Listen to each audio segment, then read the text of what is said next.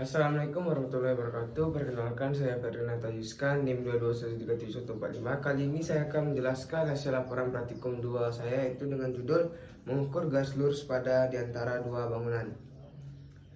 Ini dilakukan pada hari Jumat tanggal 16 September 2022. Lokasi berada di belakang blok teknik mesin. Cuaca pada saat itu yaitu cerah. Oke, baiklah, tujuan saya membuat laporan ini yang pertama, mahasiswa terampil dalam menempatkan titik-titik pada garis lurus di lapangan yang ada halangan ke ujung.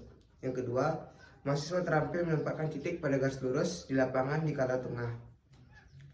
Dasar teori saya, bila titik P dan Q dalam keadaan sedemikian, hingga orang tidak dapat berdiri di belakangnya untuk dapat melihat ke titik lainnya.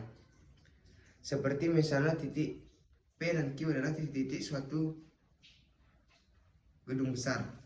Kondisi seperti ini sering juga dijumpai di lapangan, terutama pada lokasi proyek pembangunan besar.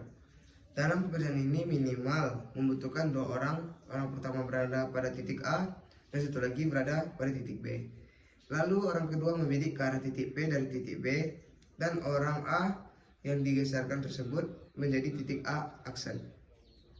Jadi titik sebelumnya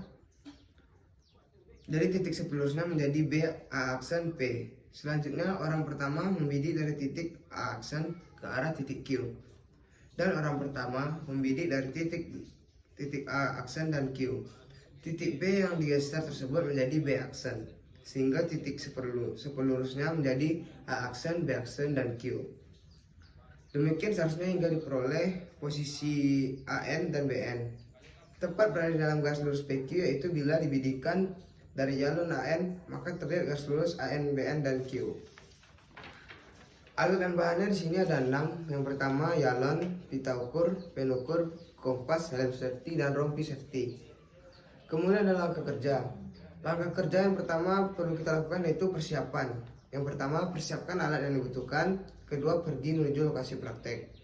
Kemudian, menempatkan titik pada garis lurus lapangan yang ada halangan. 1. Dirikan yalon P dan Q di sisi gedung.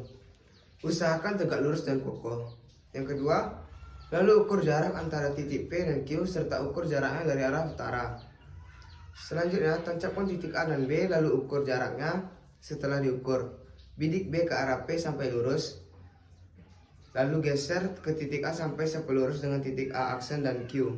Titik B yang digeser tersebut menjadi A aksen. Selanjutnya, bidik dari titik A aksen ke Q dan geser titik B aksen sampai sepelurus dengan titik aksen dan Q. Titik B yang digeser tersebut menjadi B aksen.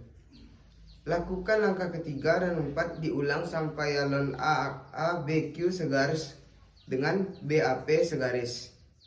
Yang terakhir, dan setiap perpindahan titik diukur jarak dari A ke A aksen sampai seterusnya, dan titik B ke B aksen sampai seterusnya. Berikut adalah sketsa yang saya buat. Kompas mengarah ke arah utara. Ini adalah gedung mesinnya. Ini juga gedung mesin. Inilah contoh garis lurus di antara dua bangunan saya.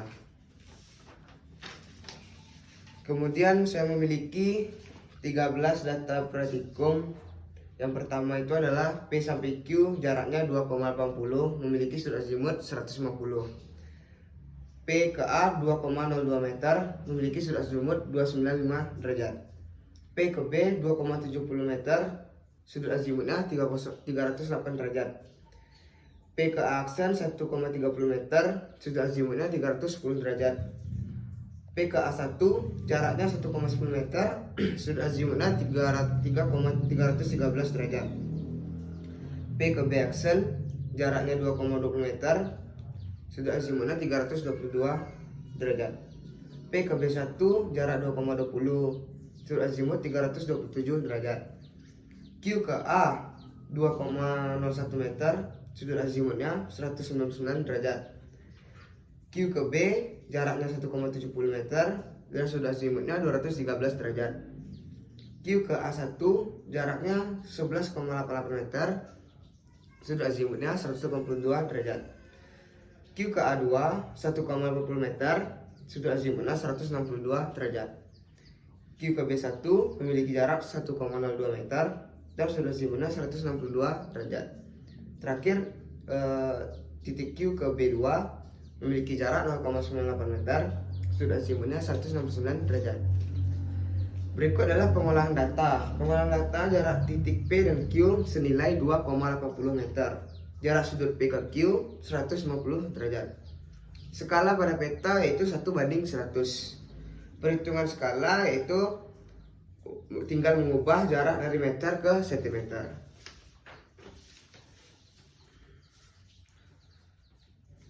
Berikut sudah saya sampaikan tadi bahwa jarak sebenarnya di lapangan itu meter, tinggal kita mengubah pengolahan datanya menjadi jarak pada peta hingga ke sentimeter.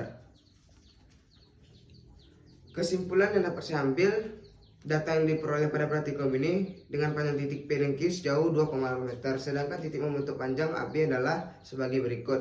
A tambah B sama dengan A 3 aksen kurang B ditambah A 3 aksen kurang B 3 aksen tambah B 3 aksen kurang A.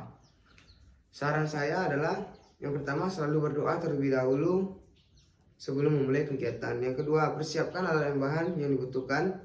Ketiga, jalan yang ditancapkan harus lebih tegak, lurus, dan kokoh agar tidak terjadi kesalahan pengukuran.